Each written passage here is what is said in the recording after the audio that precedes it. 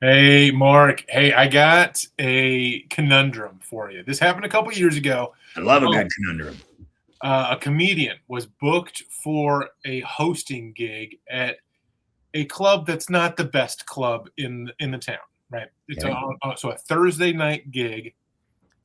What pays in the neighborhood of $25 to host.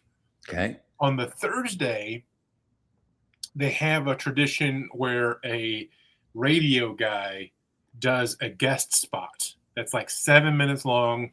The set has never changed. It's a little cringy. Okay. It's not bad. He does a lot of impressions. It's not bad. The first time you hear it, you're like, okay.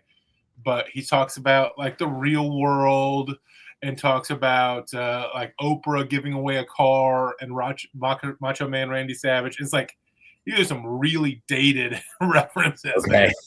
Okay. Um, so he Oh yeah. oh yeah, yeah. So it's not bad, but it's not good. And so Thursdays also don't draw great. Okay. So Thus the radio pop in. You're like buttering your bread there. yeah, exactly. And so I have done Thursdays at this particular club with 8 people, with 12 people, with Cool. I mean, Okay. that's kind of the run of the mill. So if it's a huge name, they're going to sell out. Like at the end of the month, Greg Warren is coming. Those are going to be great shows. Okay. But this comedian had this conundrum. He told me about it recently. Okay. Had this conundrum. Okay, Thursday night, I'm hosting here at a not great club, following saying hack is too strong, but following a comedian that's not like, oh, the best in the world. What do you mean by following? Because he's hosting. I would think he'd be before. Nope. The way that they do it, Oh, it's cold open. the way it does is that guy, that radio guy, goes on very first. Oh, okay. I don't know if you said that, but I missed that. Yeah. No, he is a guest spot, but it's a weird guest spot. Okay. I mean, that almost makes it better. A little better. Yeah. Yeah. But he throws Slim Jims into the crowd. It's a thing, man. It's like a. Okay. I remember I saw it. I experienced it not for the first time, but Zoltan. Zoltan because sure. Very funny guy. He was coming through this club. I was featuring for him. He was sitting in the back, and he could see me as this guy's throwing Slim Jims. He comes over and like, dude, what's going on? What's going on? Okay. Anyway, so the Thursday. So my comedian buddy, he's got the option. Okay, hosting at this club or at a much nicer club in town, sold out show, videoing the headliner, right? Okay. So the club, the nicer club in town, contacted him and said, "Hey, do you want to come in and film the headliner? They'll pay you." Oh, no performance time. No performance. Video. No Oh, okay. performance. And let me just understand the chronology here. The Slim Jim Club, he was already booked there. He was already booked. Got the second offer. I mean, I have an answer right away, but let's continue with this. He's got 5 shows over the weekend. He's got 5 shows over the weekend. So he's got 2 on Friday, 2 on Saturday. He wants to keep those and only bail on the Thursday show in order to video. Now the money is much better. The video, I was surprised about how much they're going to pay him to video it. Okay. $200 to video. Okay. That seems like a lot. That seems like a good day's work, right? Yeah. And so that was the conundrum that he had. And they don't need him to film over the weekend? Well, this guy was this headliner was only doing a one-nighter on Thursday. All right. He sold out. I mean, look, dude, I'm a band of brothers, man of honor amongst thieves kind of person. You honor your spots. I mean, to me, and this is not common in comedy, if I say yes to a gig, I'm not canceling. There's a caveat. I will sometimes approach a booker and say, and just explain the situation, but I'll make it super clear. I'm still doing your show. No matter what, if you need me, I'm there. But here's the situation. Yeah. Like I just had the opposite side. I had a headliner miss a flight, get a different flight, assure me he was going to make a show, Yeah. Yeah. then bungle the rental car, and then call me 45 minutes before the doors opened. There was an hour seating period. So an hour and 45 minutes before the show starts, Yeah. we are 2 hours from Denver in the middle of nowhere. Yeah. I have nothing. I have a feature there who maybe could headline, and instead of hosting, I could host and feature. Yep. And so I called a headliner, great headliner, guy who's been on Comedy Central, a friend of mine in Denver. He was in the car within 5 minutes and drove up. But part of that was also, this was a weeknight. He was booked on a brewery show that night. And he called. I can say all the names in the patreon.com/Mark and Jake, everybody, if you're curious. But he drove up and canceled on this other gig that because I was paying, I would guess 10 times as much as he was going to get at the brewery show. And he says the showrunner didn't care at all.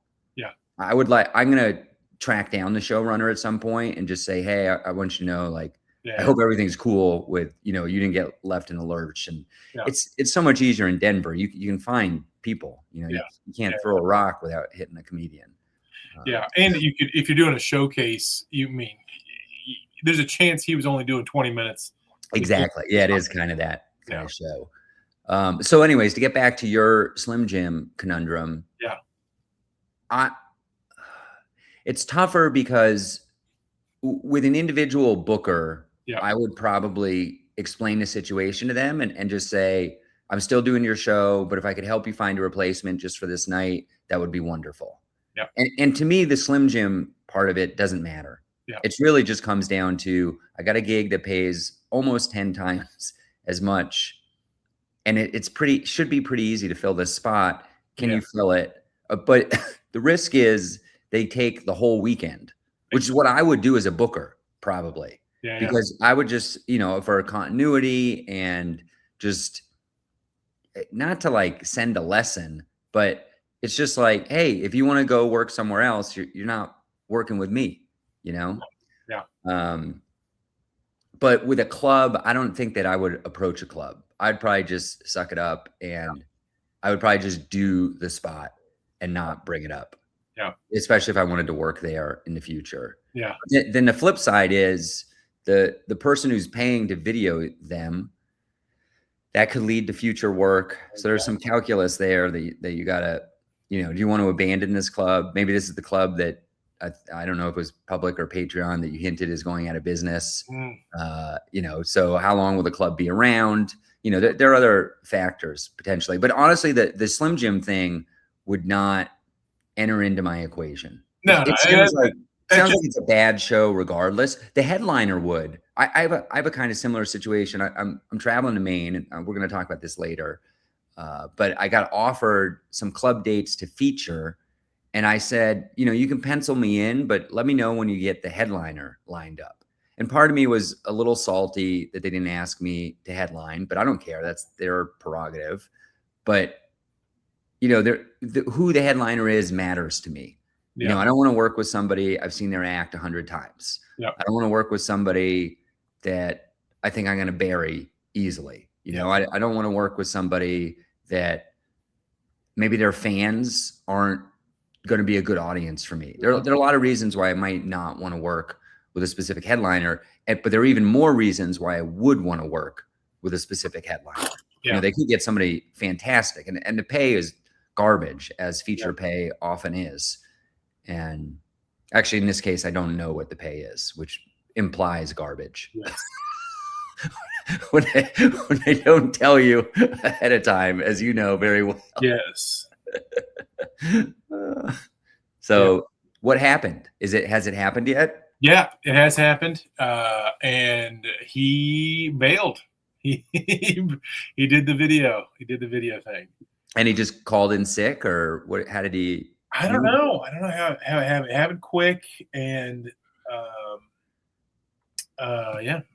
just took the video. took the video thing. So, what would you do?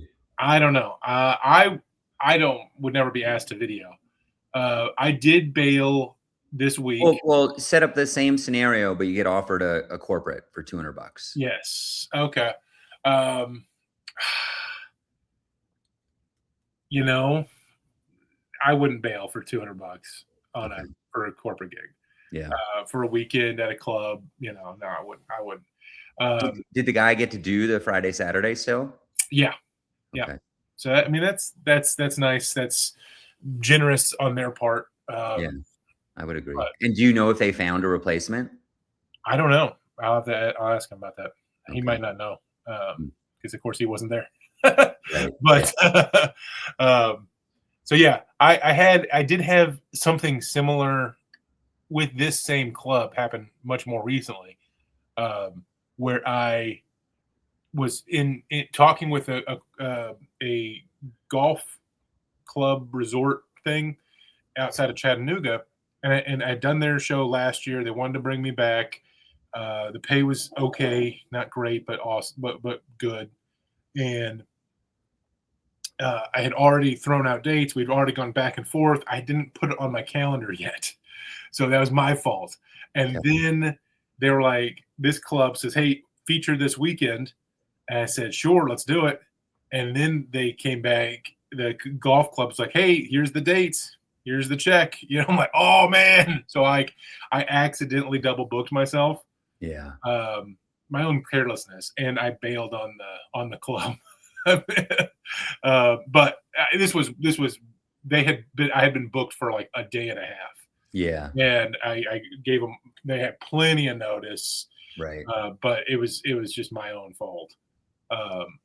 Yeah, I mean, there is a school of thought in comedy that you always take more money, and it's the first offer's fault for not paying you better. Yeah, when you take more money. Ooh, I haven't heard that mentality. I like it though.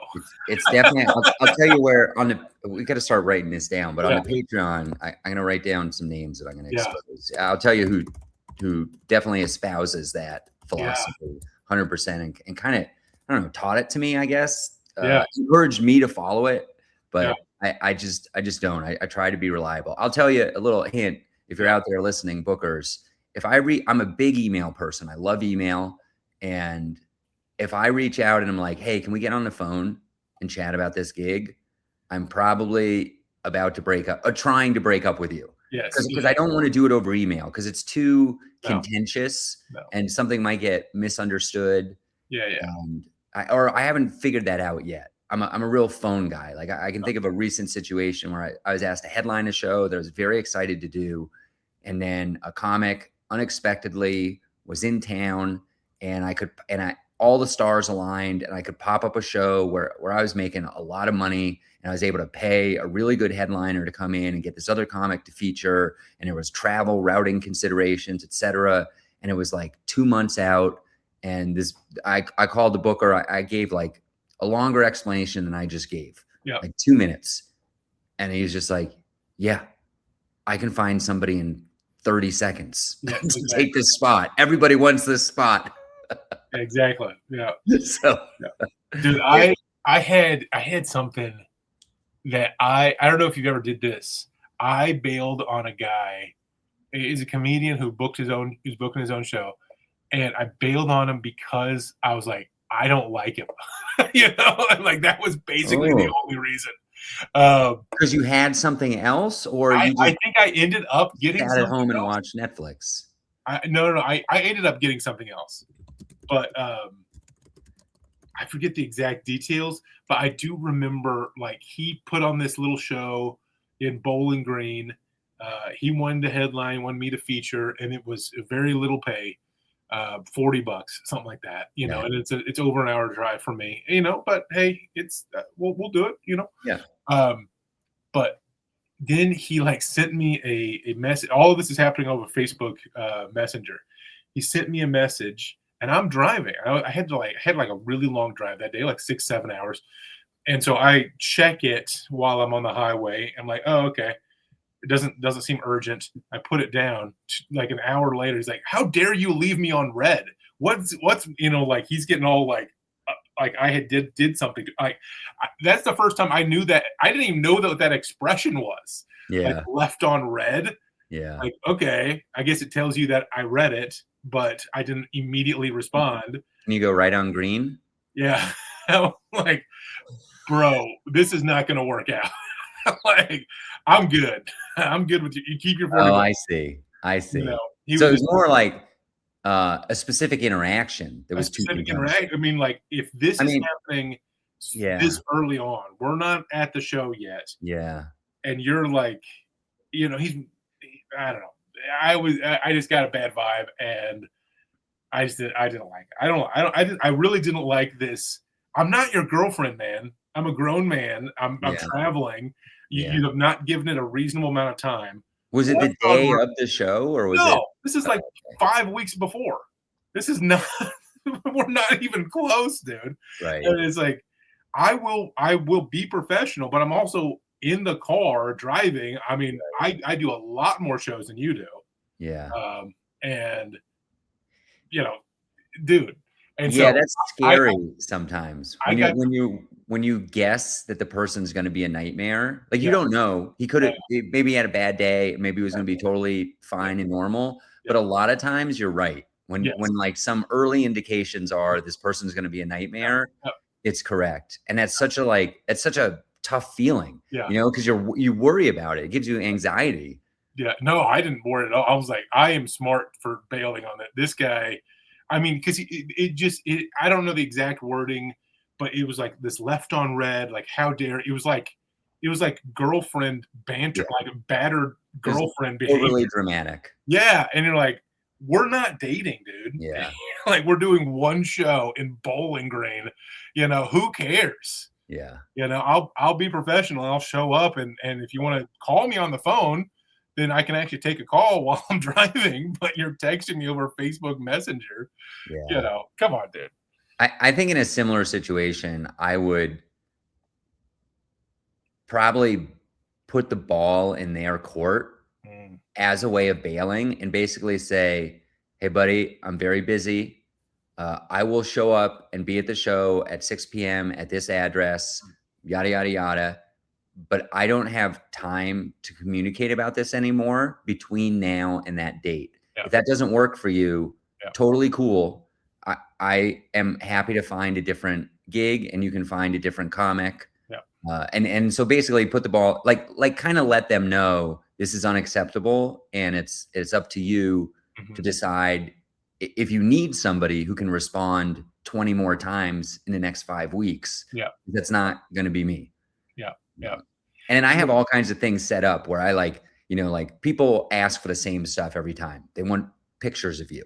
They want a headshot. They want one where the microphone's in your right hand and your head is facing left or whatever. And I have a whole web page of like 30 different photos people can pick from. Silly things off stage, like you got that picture of you in the grass with the dogs, like something like that, or me on stage at a famous comedy club or doing a bar show, whatever they want. I have a single link. I send it to every booker. And then they also usually want a bio. So I have a page with like 4 different biographies, varying lengths, how to bring me onto stage, how to yeah, pronounce my different credits phonetically. And I send that. And if they need to follow up past that, I'm in your camp. And I don't think everybody's like that. I think that's probably, we have similar personality types. I think we're just like, dude, relax. yeah, Like, yeah, I gave you the info. I'm not going to hold your hand through this. yeah, yeah. No, I mean, I had this happen a couple times when I was a private tutor. I was a private tutor for a little while, a couple of years, and every once in a while you have a client that it's just like, oh, this is not worth it. Yeah. I'm just not going to be your tutor Right. anymore. We're done. Yeah. And you gotta break up with your clients sometimes. I mean, you can tell the comic, like, cause I also half the time am the booker on the Yeah, other side. yeah, And you can tell, like, there's this feeling of like, who hurt you? yeah. Like these, like you can tell the comics that Yes, have been like, they're overly sensitive to this issue yes, or similar issues. And it's like, bummer that, yes. that that you can't just go with the flow a little You bit. just go with the flow. And I think it's one of those things where there are shows that are a really big deal to you and that are kind of not that big of a deal to me. Yeah. Because it's just not a big show. I mean, and if you're doing, That is tough. I try to have empathy in that situation, yeah, and I as a booker, I mean, I now run pretty big shows, yeah, so they feel like a big deal. yeah, But in the scheme of things, if somebody can also work a 400-person comedy club, they aren't really that big a my show isn't really that big a deal, yeah, but it is a huge impact to me. So, somebody just bailed on me for a show in a month. They basically bailed 4 to 5 weeks out, yeah. Well, and it's your fault for not paying enough money. you could look at it that way. I mean, they definitely communicated that it was a gig they could not say no to. Yeah, Now, I think a politer way of addressing that would have been to like get me on the phone, probably share why it's so exciting to them, whether it's great money or it's working with somebody super famous, or it's something where, this other booker is going to get them more work in the future than I am. yep. In which case I might say, well, what if I booked you on 3 shows in the next year? Mm. You know? But I was a little unhappy with that situation because they had committed, and I had them. It at the time I was like, all right, well, I mean, I rebooked it in like 5 minutes. That was easy, but I had been marketing them, so I did take them off the website, and I guess that's kind of my fault. I like to do that. I think it's good for the comics, and I think it's nice for the audience to see, oh, there's a bunch of comics on this show. Mhm. But some people who have been around longer just never market the comics, and they're just like comedy show. And so it doesn't matter to them as much when Yeah. comics fail. But a couple days later, I happened to notice that a graphic in the marketing had this person in it. And I'd already changed everything else. I was annoyed that I had to like go delete that graphic, make a new one, Yeah. upload it, and it just really, I mean, I can see this from both sides. It's frustrating, and I would like people to deal with it the way I deal with it, which Mhm. is if you're going to cancel, at least ask permission to Mhm. cancel. Yeah. And to this comic's credit, they did offer to find a replacement. Who knows if that would be any good. This is actually kind of funny side juice, I guess. That day, a comic who happens to book a show, who we've been going back and forth, reached out with an update on available dates. And I thought it was so random because I hadn't heard from this person in like 2 months. Yeah. And I was like, okay, cool. Well, the ball's moving forward. That's a positive thing. But then later in the day, this other comic canceled and said he could help me find a replacement. And I'm 90% certain that the comic who bailed reached out to the other comic and said, hey, are you available on this date? Which is good, which I would be happy about, because good for him finding a replacement ahead of time.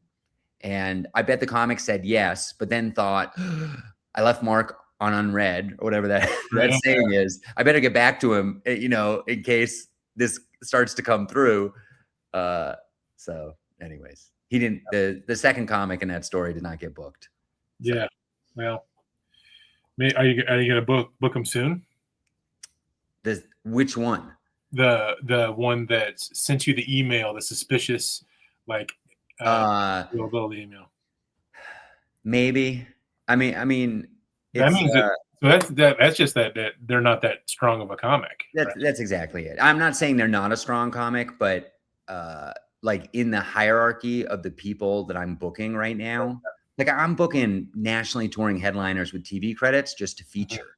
Yeah. So it's like everybody's getting pushed down, and I would put him at my level. Like I would say, I would be very transparent and say, I'm not getting booked on my own shows unless I'm hosting them.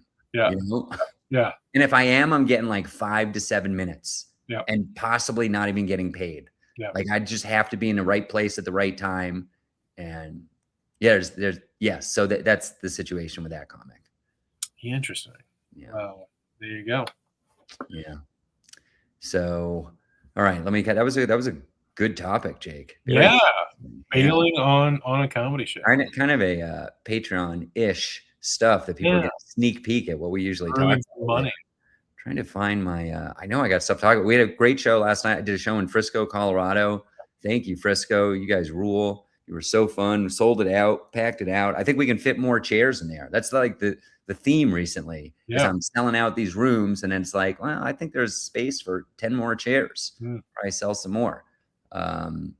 So, oh yeah, I wanted to talk about this hotel hack that I got. Okay, so I am doing a run coming up in March with Ray Harrington. In fact, this comes out on March 9th. It's like next week. If you're in Nebraska, everybody, Ray Harrington is flying out. He's from Providence, Rhode Island. He's been on Conan, Hulu, TBS, super funny, very funny guy. And we've worked together before. And we're doing 2 shows in the mountains. We're in Avon, Colorado on a Wednesday, Vail, Colorado on a Thursday, and then Kearney, Nebraska on a Friday. This is kind of an imposition on Ray. I had to run it by him. I was like, look, we got this opportunity. I want to tack on some theater shows. There's going to be a hellacious drive. So basically, we do the show Thursday night in Vail, and then 7 hours away is the next show. So what we're going to do is after the show in Vail on Thursday, we'll drive back to Denver, which is 2 of the hours. Yep. And we'll wake up Friday and have a 5-hour drive, which that's a lot to ask of a relatively famous headliner. But he has a great attitude about it. He's like, I'll come up with car games. It'll be fun. He's like the nicest guy. He's incredible. He's great to work with. Yep. You'd like him a lot. So we're going to drive 5 hours to Kearney. We're doing a World Theater. It's a 300-seater. And inside baseball, this is the 3rd year I've been there. First year was a Thursday. Didn't do very well. Maybe sold 75 tickets in a 300-seat space, lost money. Second year, I was smarter. I was like, I won't come back unless I get a weekend, but I'd like to come back. It's a gorgeous theater. It's fun. So we came back on a Friday and did a little better, sold about 100 tickets. I would say we broke even. My goal this time is to sell 200 tickets. Yeah. Right now, we've sold about 20, 25 tickets, which I think is pretty good. We're taping this a month out, but when the public sees this, it's like a week away. So I'm hoping we're above 100 at this point. Yeah. I'm just about to turn on the spigot of Facebook ads, et cetera, to try and, press all that stuff to try and get 200 people there. And then I can make money for sure. So we're at Kearney that night. Then we start backtracking towards Denver on Saturday. On Saturday night, we're in North Platte, Nebraska. I paid an arm and a leg to rent a 700-seat theater. Wow. Okay, 700 seats. I was there. This will be my 2nd time there. My whole strategy here is in year 5 or 6 at these theaters, I should have a big enough email list that I can easily, get 200-300 people there and make decent money. Like I'll make way more money than I could at a bar show that maxes out at 75 people. Yeah. I'm playing a long game here. And an even longer game is in year 6 or 7, instead of bringing a famous headliner with me, I'm the headliner. That's right. And then one of my goals in comedy is to sell 200 plus tickets with my name on the marquee. That's a cool thing about the World Theater. They have this beautiful marquee and it says Mark Masters Comedy Presents, and then the headliner's name. And it looks really cool. It's fun. The Fox Theater in North Platte, the 700-seater, they have a digital marquee, which is less cool, but it's still pretty cool. It still has our names on it. So last year we sold 100 tickets and I would say I broke even on that show. So this year I'm trying to sell 200. Those ticket sales are lagging Kearney. I don't know why. Maybe it's because it's only my 2nd year there. Or maybe something exciting is happening in town. Anyway, and the 3rd night, so Sunday night, I didn't know if we were going to have anything, but I added a brewery show in Ogallala, Nebraska. How fun is that to say? Ogallala. It's a former library, 2nd Chapter Brewing. I'm really excited to be there. They turned a library into a brewery. You can get like card catalog, flights of beer. Sounds really neat, looks really neat. And that one's smaller. It's like, 75 people, whatever. But it helps with the routing. And then after the show on that Sunday, we drive back like 3 hours to Denver and then the run is over. All right, so I'm coming all the way back to the hotel thing now. I asked the brewery, which is like at these big theaters, I have contacts there, but they're kind of like, they're less personal than when I do brewery shows. Like I usually like shake the hand of the person I'm talking to, and I like know them. So this lady, we've spent a lot of time on the phone together talking about the comedy show, et cetera. And at some point I asked her, do you have any hookups on hotels? You know, do you know like the local hotel manager, whatever?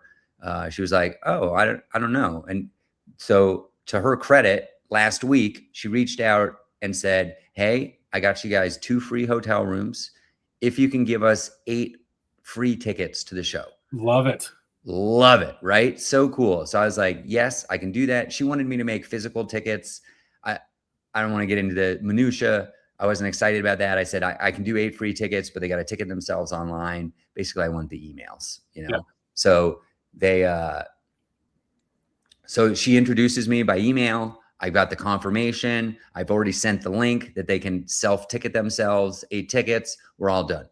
So then a light bulb goes off in my head. I got to pay for an expensive hotel room that covers Saturday night. So she also wanted to give me the hotel room for Sunday night, the night of our show. But I was like, I'm driving back to Denver after the show. So let's switch it to Saturday night. So now I need a hotel room Friday night in Kearney, Nebraska. So after the 5-hour hotel room. So the other day I called, I got my little sheet here, 6 hotels in Kearney, Nebraska. Same pitch every time. I'm a comedian from Denver. I'm at the World Theater on Friday, March 20th, whatever the date is. I'm looking for 2 hotel rooms to trade for tickets. I just did this in another city. And do you have a manager I could speak to? And sometimes it is the manager. Sometimes they pass me to voicemail. Sometimes they pass me to the manager. I got a lot of voicemails, and that was, as the crow flies. We need a better way to say this. How do we say, like, what's the difference between we're taping and when this comes out? I don't know. Yeah. We like real time versus delayed time. Sure. In real time, this was 2 days ago. Yeah. And so I left all these messages at roughly 10 in the morning. Mm-hmm. I didn't hear back from a single hotel. I left like 6 voicemails. Didn't hear back from a single hotel. Woke up the next day, like kind of bummed. This isn't going to work out. I'm going to have to fork out my own money. Yeah. Then mid-morning, the second day, the nicest hotel, it's a Holiday Inn over in Kearney, calls me back to like $170 a hotel room. Ooh. The manager calls me back and says, we can do 2 hotel rooms, but we're out of king beds because we got a big wrestling tournament and the Sandhill Cranes are going crazy that time of year. We can only do rooms that have 2 queen beds, and we want 12 tickets.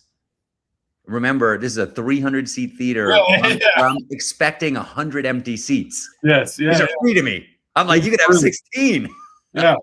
So there we go. That's the end. That was a very long story, but I got 2 free hotel rooms all on my own.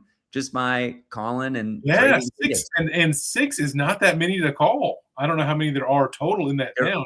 There's a shocking number, Jake. Yeah, I would imagine. It's on I-80, and it's like it's got to be one of those places where you stop, and like they're all clustered together. It's like a dozen hotels. It's every hotel you've ever heard of.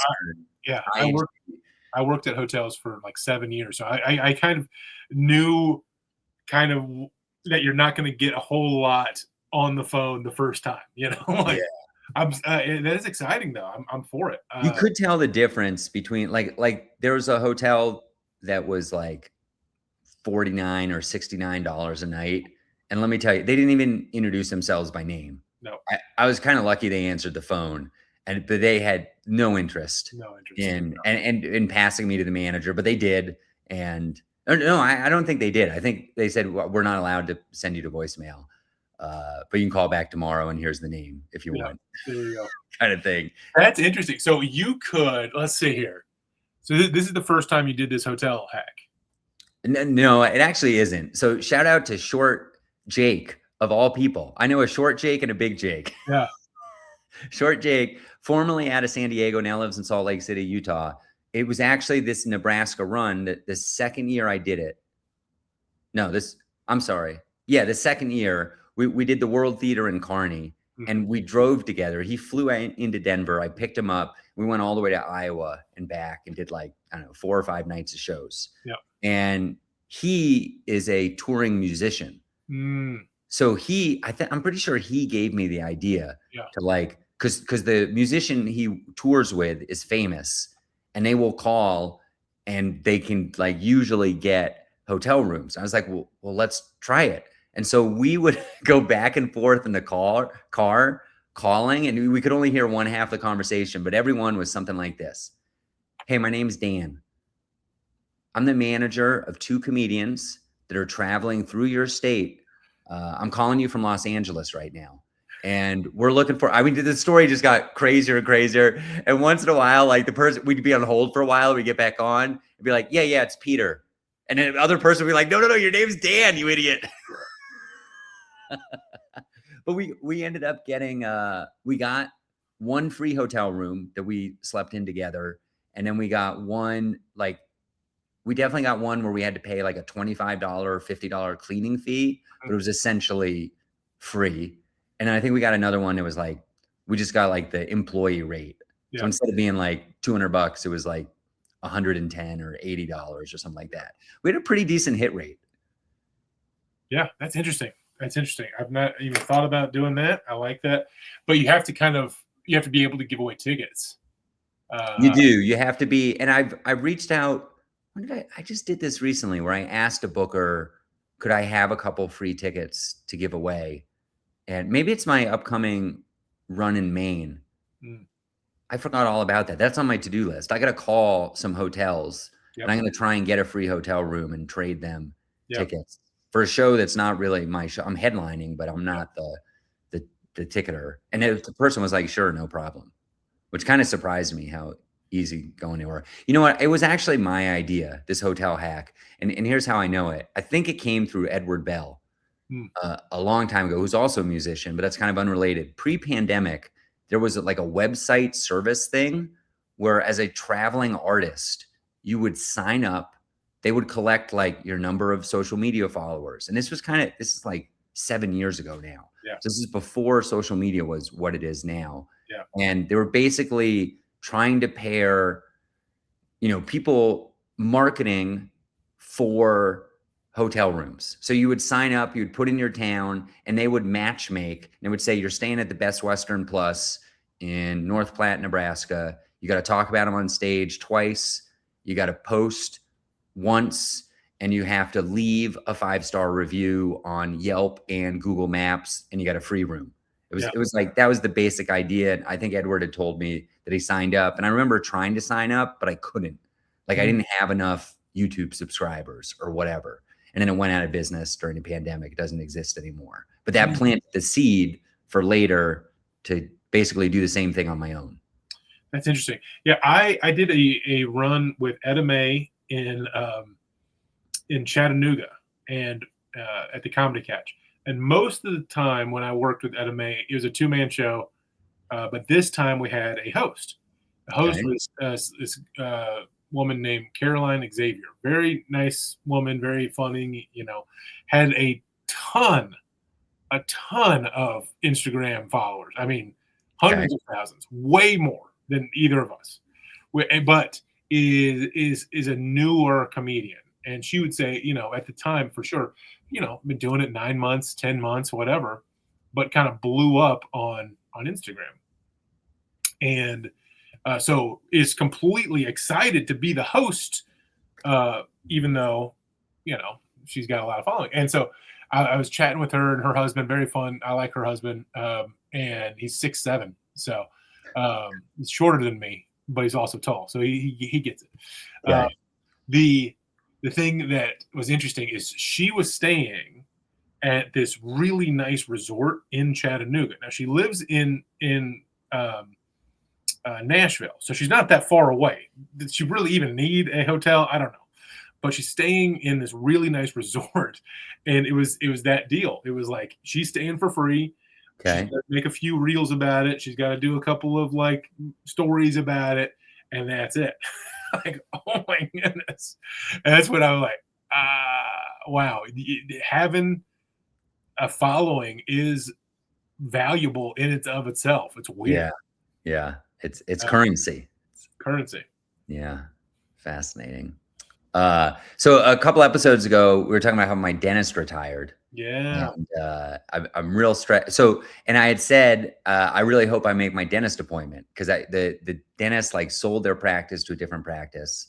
And I had set up an appointment where I was flying back from Dallas and I was just going to be able to make it in time to the appointment. I was going to have to like get to my car, drive across Denver, get to this appointment. And we took off in Dallas like early, I think. And so everything's looking good, no stress. Now, in between here and then, it turns out my insurance wasn't compatible with this new dentist. And so I canceled the appointment. But to heighten the drama, pretend I still had the appointment. Yeah. We land in Denver early, and then we sit in the plane for like 40 minutes. Wow. I don't know what this is like. It's like, I don't know, when you get sat at a table at a restaurant and the server just doesn't come over for like, you're like so grateful because there's a big rush right behind you, but then the restaurant is busy and you just sit there for like 15 minutes and nobody comes over. It was so, I was so close, you know, but they didn't have the jet bridge or the gate wasn't ready. There was a plane there already, you know, they're coming up with excuses and people are going nuts on the plane because they all have connections. And they're like, people are standing up and they have to make announcements. You can't stand up right now. We're still like actively, quote unquote, flying, even though we're on the ground. And somebody opened up the overhead compartment to get their luggage out and they had to get on the thing and say, you can't open the things. And it was the worst to be on time, but late. Yeah. It's kind of like trying to find parking. Like you show up to a show, you're like, phew, I made it. And then somehow it takes you like 15 minutes to get parked.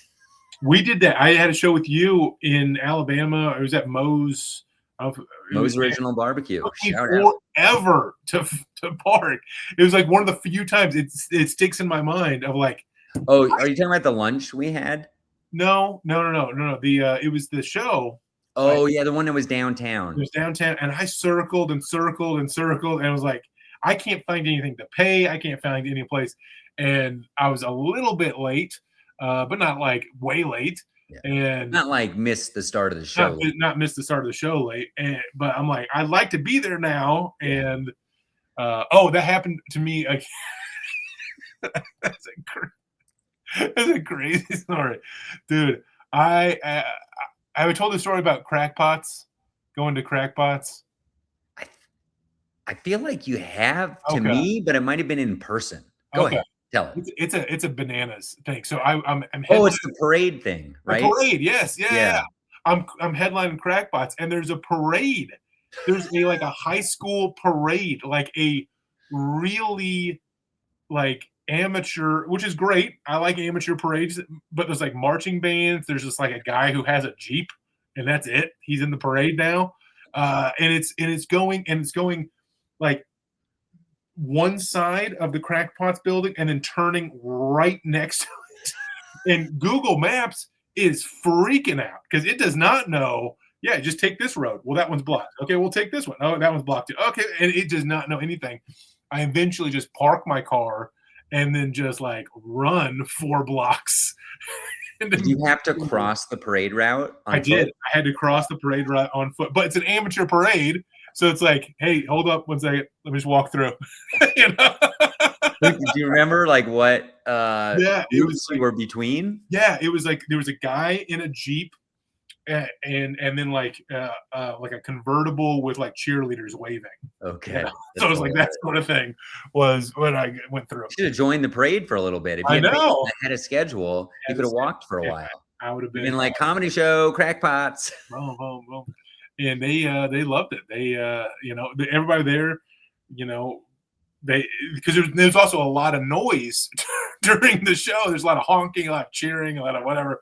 But it all settled down by the time. Did that hurt the attendance of the show? No, okay. I thought it would. I'm like, nobody can even get to this place. But the attendance was good, and the people were there to laugh, and it ended up being a lot of fun. So it's awesome. That's awesome. Massillon, Ohio, everybody. If you're ever in that area, kind of near Cleveland, a few hours away. Yeah, near Camden. too. If you want to go to the Pro Football Hall of Fame, if you're Oh yeah, and Massillon, Ohio is Football City, USA, or something like that. I just got booked there again for June, and I'm bringing a, you're not going to believe it, theme show with me. Oh, you don't like that No, usually. no, What's the theme? I'm in charge. It's my theme show. Oh, so you like it if it's your theme show? Yeah. Okay. All right. Let's hear it. What's the theme? I'm calling it Read 'em and Weep. And so it's got, a little bit of a poker theme to it, but it's mostly note cards. So it's very similar to one that I've talked about, one that I have experienced. The difference would be I'm going to be riffing a little bit more on stage than the other people did. But the idea would have 6, 7, maybe even 8 comics do 5 minutes. The audience writes a roast joke on a note card. That comic has to read it themselves, so like they're reading the roast joke at their own expense into the microphone. Cute. So I'm excited about that. That's fun, man. That's cool. I sold that to Louisville Comedy Club as well. So Nice. Doing a couple of them. That's awesome. That's awesome. So I would have missed my dentist appointment, but Yes, instead I have a brand new dentist, which is coming up in real time next week. Yeah. And we'll see how that goes. I haven't been to a new dentist in like decades. Yeah, it's interesting. The airport. I think they did this in Pittsburgh, but it might have been a different city, where they kept getting complaints, the same sort of complaints, like, oh, we have to wait forever to get our bags. And what they did is they put the baggage return carousel further away. So that then the people still wait the same amount of time, but they're walking. And they walk for 25 minutes and then they wait. I mean, that is a wild thing about airports today. Some of them are so big. The Denver airport in particular is enormous. And this particular flight, I ended up, a terminal in Denver is enormous. It's like a 5K just to get to the train, to take the train to the main terminal. And it was one of those things where, it was like easily a 10-minute walk to get to the train.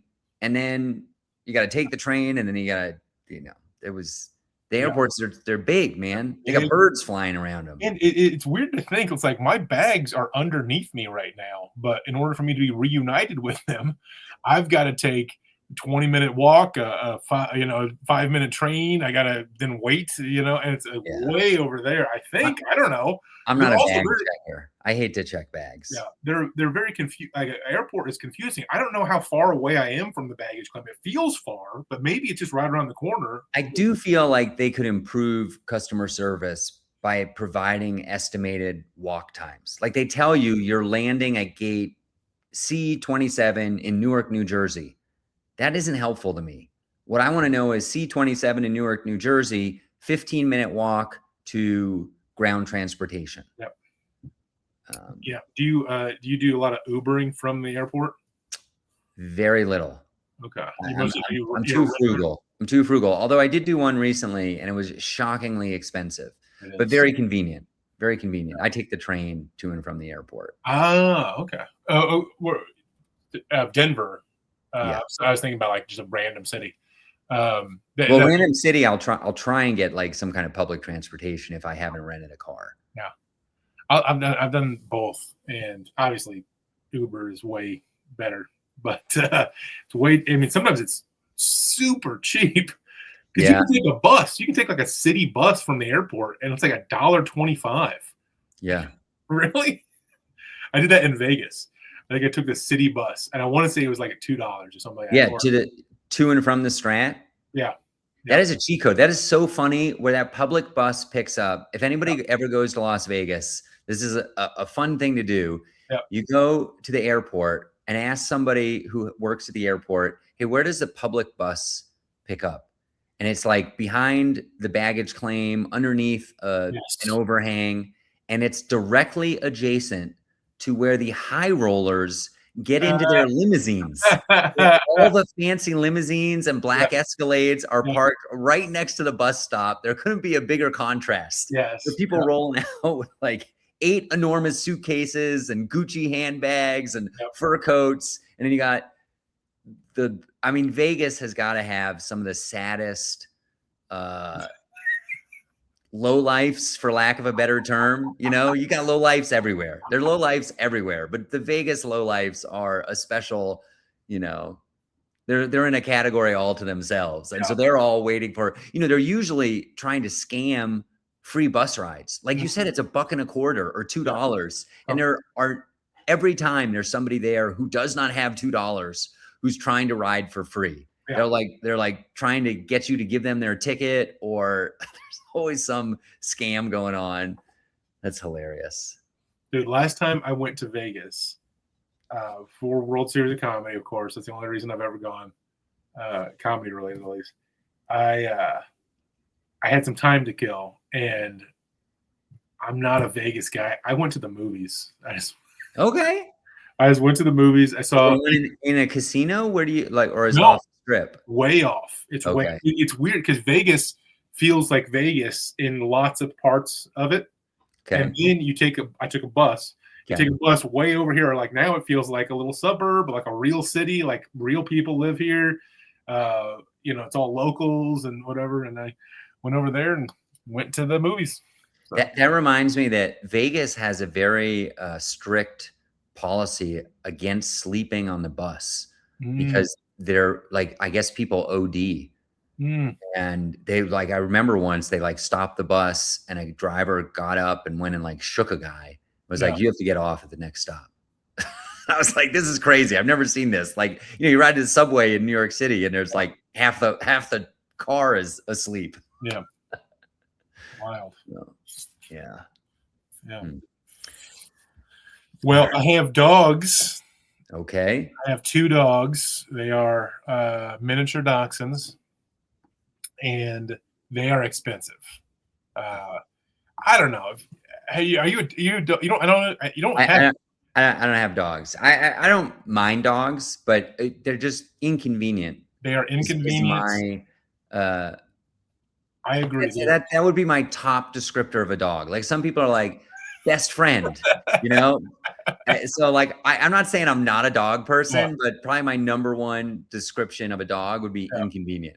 Adorable and inconvenient. Yeah, they're inconvenient and they're expensive. And you know, when I bought the dogs, they were $250 each. So I bought them as puppies for $500 total, and they have cost me so much money. And it's just like, if you had anything else in your life that kept costing you money, you would just get a new one. And I gotta stick with these ones. But the muffler's acting up. We gotta replace this. But these they're 12 years old now. I bought them in Glenwood Springs, so I like to think that they're mountain dogs. And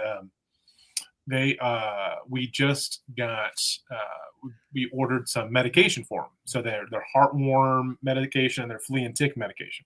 Okay. It's about $400 for 6 months. So it's not great, but hey, it's what it is. You give me trouble about a $600 trash can. Hey, I don't want to had for 20 years. I know what I don't want to spend it. Okay. Heartworms thrive, baby. Yeah, I mean, at this point, they're 12 years old. But I'm surprised you don't have a spreadsheet and you can't tell me exactly how much each dog has cost you. I could actually. There is I could make a breakdown. You could, but you might have a heart attack if you actually tallied. Because they have prescription dog food that costs like $120 a bag. Oh my goodness. It is. But luckily they're small, so that bag lasts like 2 years. Yeah, bag lasts a long time. But so I gotta get this medication. My wife's coworker gave her a gift card to Chewy.com, which is a way that you can get discounted pet medication. And I'm like, if it's $400 at the vet, and if it's $400 at Chewy.com, but we have $25 off because we have a gift card, then let's just do it at Chewy. Who cares? Okay. It ends up being a little bit less expensive. It comes down to like $340 at Chewy.com. I'm like, okay, let's do it. Now we have the issue. Okay. I feel like we've made a wise decision. We've done a little bit of price chop, I also don't like gift cards that don't ever get used. That annoys me. Yeah. because it's like, just give us $25 cash and we would use it. But you're giving us $25 for this specific store, you know. Yeah.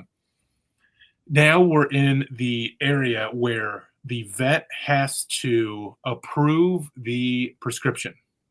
Now, these are not like specially prescriptions. This is what every dog gets for heartworms and every dog gets for flea and ticks. They are dog owners. These are household names. I mean, every dog has the same prescription. But now it's been a few days, maybe even over like a week, and the vet has not approved. I think they're doing it out of spite, right? I mean, they're like, we know we could have sold it to you last week, but if you want to go this online route. Yeah, they're making it inconvenient on purpose. Yeah. So that you don't, they're training you for the future. I have a similar issue with contact lenses. When you go get your eyes looked at, they give you a prescription for your eyeglasses. But they won't give you a prescription for your contact lenses unless you pay more. So and in addition, if they give you the prescription for the contact lenses, you usually don't want to buy the contact lenses from the optometrist because you can get them online through like some weird website that ships them from Canada or Mexico, and they're like half price. And so I wanted new contacts recently, and I was going to forge the prescription. And I spent like half an hour on it. I was like, this is not worth it. I'm just going without contact lenses. And next time I'm probably going to pay for the exam. Because now, like the time before, I just used the old prescription. I knew it wouldn't be as good, but I'm still saving like 50%. But now the prescriptions are too different. And if I got like a 4-year-old prescription for contact lenses, I could barely see. Yeah, really? Okay. My eyes have not gotten worse in probably close to 10 years, maybe 15 years. Like I've got the exact same prescription. They don't even, I did the eye doctor recently. They didn't even do is it better 1 or 2? 1 or 2. They didn't even do that. They were just like, you're good. Yeah. All right. What am I here for? Do you have the fancy thing where you see the hot air balloon? Yes, I did that hot air. It's cool. It like basically does the test automatically for you. Yeah, that's kind of fun. I did the hot air balloon thing. I did this. I made this into a bit that I don't do very much anymore. But I did it. I went to the eye doctor, and they take the picture of the veins in the back of your eyeballs, and he kept saying like, "Oh, and your veins look good. You don't have diabetes." Yeah, I know. You don't have diabetes. You know, he kept saying it. It was weird. Like, dude, I get it. I get it. I look like I have diabetes, but I don't have it. I get it. I get the joke, man. So, yeah, I hosted last night, and I got a big pop saying that, look at this, we got 5 people in a row wearing glasses. Yahtzee. So I think that's going to be like a new go-to joke for me. Like I've never said, I've hosted 300 shows. I've never used that line. It just came to me. It's so funny how comedy works. You know, like it just like, I did not prepare that. I just said it. If you had asked me ahead of time, if it would have gotten the laugh that it got, I definitely would have said no. I mean, it crushed. It was so random. I mean, because you could do it with more than just glasses. Yeah, exactly. We got 5 straight white dudes or fat dudes in a row. Yahtzee. Yeah, exactly. Yeah, that's my new go-to, everybody. There you go. There's a gift for everybody. All right, let's wind this down. We're coming out on March 9th, everybody. You can find me at markmasters.co. I got a contact form. If you need to book me for your fundraiser for your small dog's prescription food medicine, I am available, but not on these nights. On March 11th, I'm in Idaho Springs, Colorado with Renan Hirschberg from Louisville, Kentucky, I think. Right. But now lives in New York City, Comedy Cellar guy. You can get tickets for that at gtowncomedy.com. Also, all the tickets are on my website, markmasters.co. The next night, we're in Gypsum, Colorado. Can't wait to be back there. Eagle River Brewing, Renan Hirschberg again. Thursday, March 12th. Those tickets are availcomedyshow.com. On Friday, March 13th, this is the big one, Jake. We got to sell 200 tickets. 200 tickets is the goal. We've sold 24, I think, now, or it might be worse. I'm sorry, 14. We've sold 14, and I'm trying to get to 200. I just brokered a deal with Vail Ski Patrol. I'm gifting them 25 to 50 tickets. So that's going to take a little bit of the pressure off.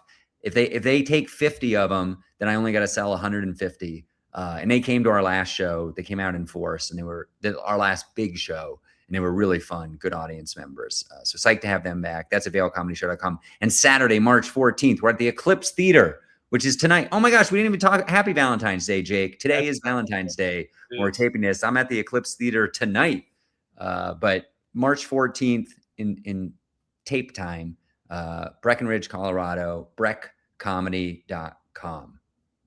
Yeah, you can go to bigjakecomedy.com, and I've got a couple of shows. I'm in at a pizza place doing comedy and magic, mostly the comedy. Somebody else is going to do the magic, but that's here in Louisville. And then I got some corporate gigs at the end of the week. Nothing else. Okay. That people can come to. So, all right, everybody, we got a Patreon, patreon.com/Mark and Jake. Yep. Check it out. We'll see you next time. Bye-bye.